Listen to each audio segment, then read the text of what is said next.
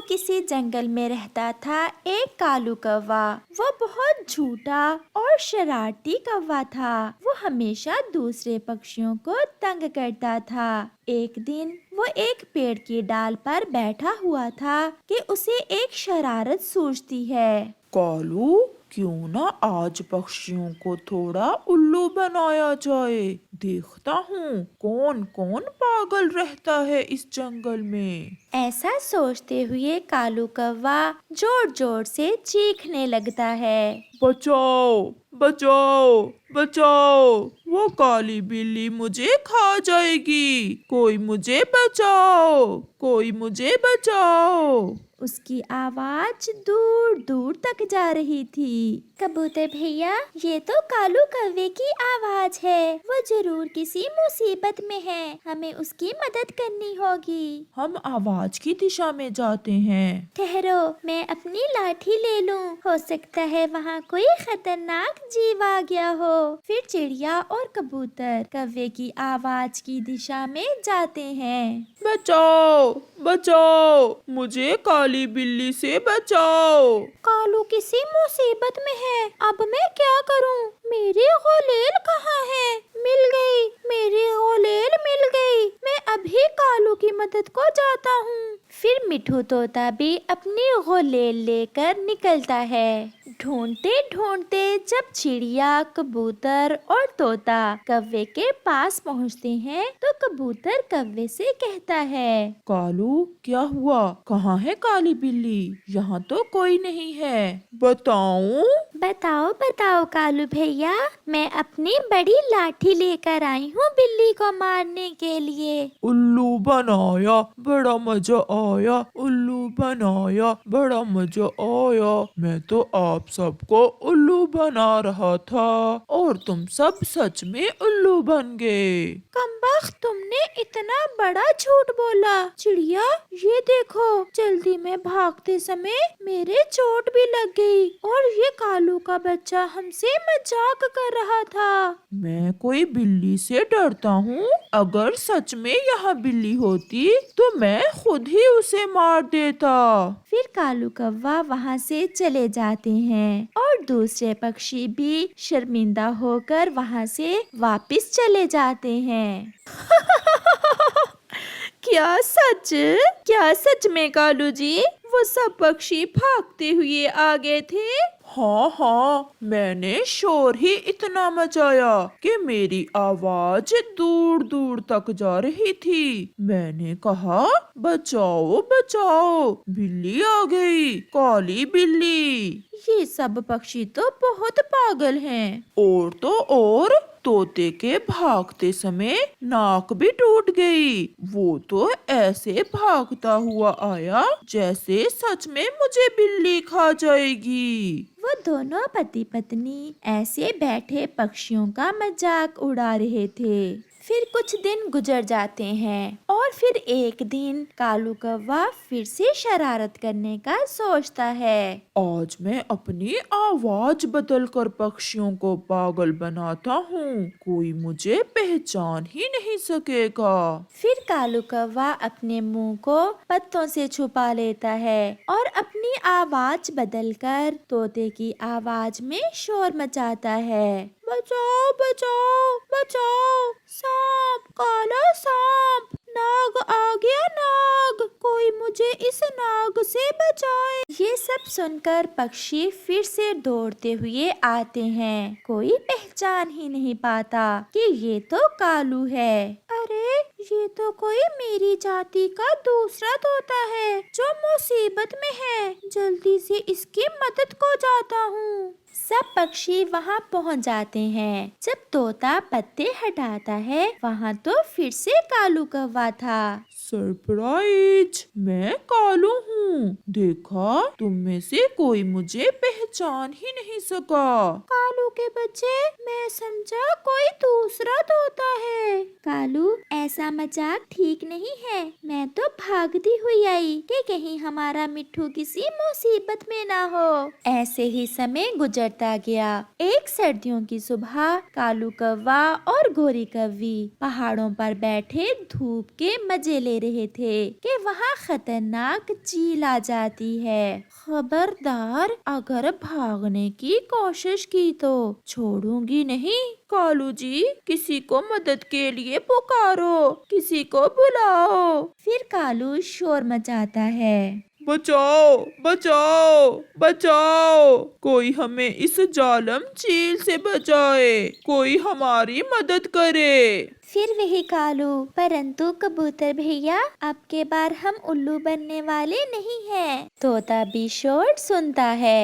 ये तो कालू है, कर लो शोर कालू के बच्चे, अब हम पागल बनने वाले नहीं हैं। सब पक्षी यही समझते हैं कि कालू फिर से उन्हें उल्लू बना रहा है। मैं इस बार सच बोल रहा हूँ, वो चील सच में मुझे और मेरी पत्नी को खा जाएगी।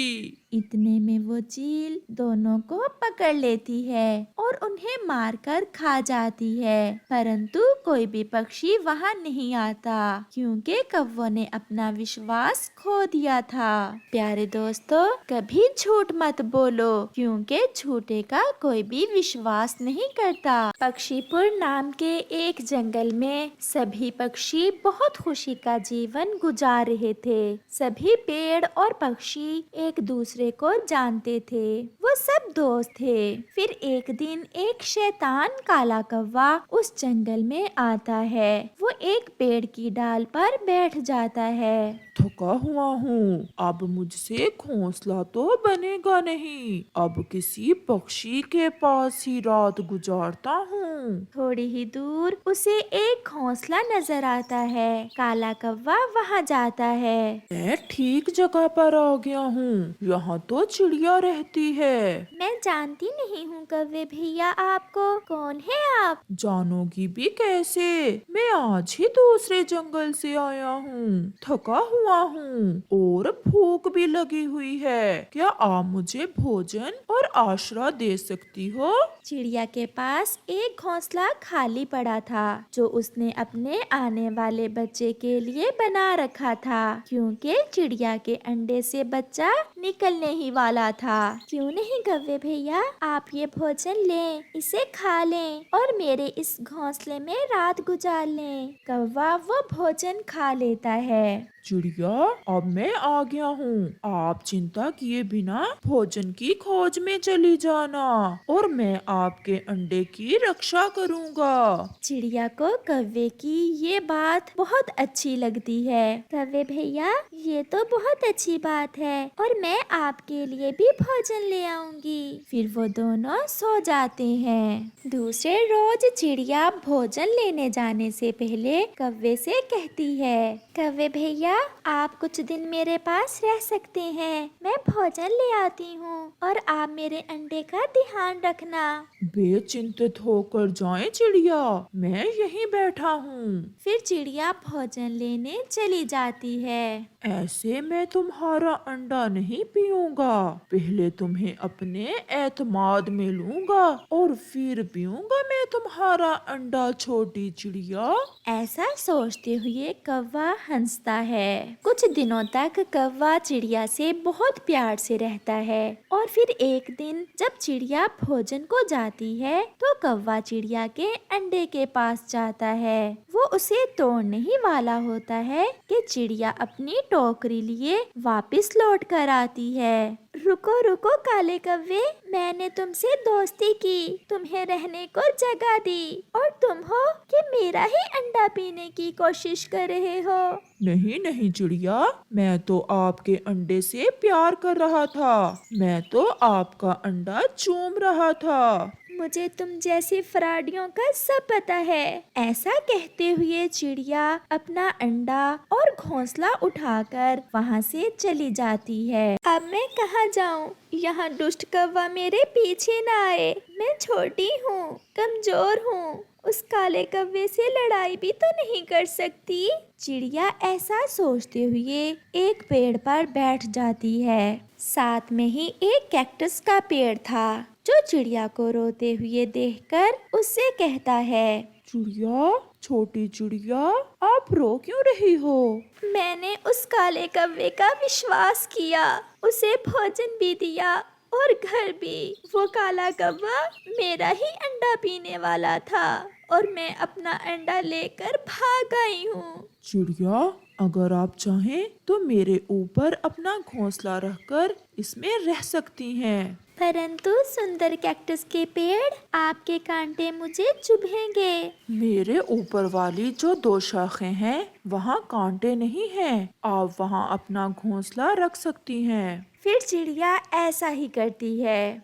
जहाँ भी चली जाओ चिड़िया, अंडा तो मैं तुम्हारा पी कर ही रहूंगा। काला कौवा चिड़िया को पूरे जंगल में ढूंढता है। वो पहाड़ों पर जाता है और नदी पर भी। फिर काला कौवा उड़ते उड़ते कैक्टस के पेड़ के पास चला जाता है। चिड़िया अपना भोजन लेने गई हुई थी। चिड़िया, बचकर कहाँ जाओगी मुझसे? ताजा ताजा अंडा पीने से मुझे कोई नहीं रोक सकता। फिर काला कौवा कैक्टस के पेड़ पर जाकर बैठ जाता है।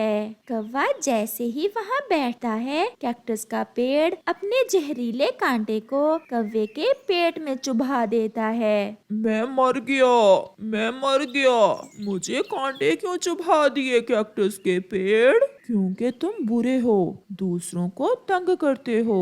मुझे छोड़ दो, मैं फिर कभी यहाँ नहीं आऊंगा। परंतु कैक्टस का पेड़ कौवे को अच्छा सबक सिखाता है। चिड़िया भी वहाँ आ जाती है। कौवे के पेट में कांटे चुभे देख चिड़िया खूब हंसती है।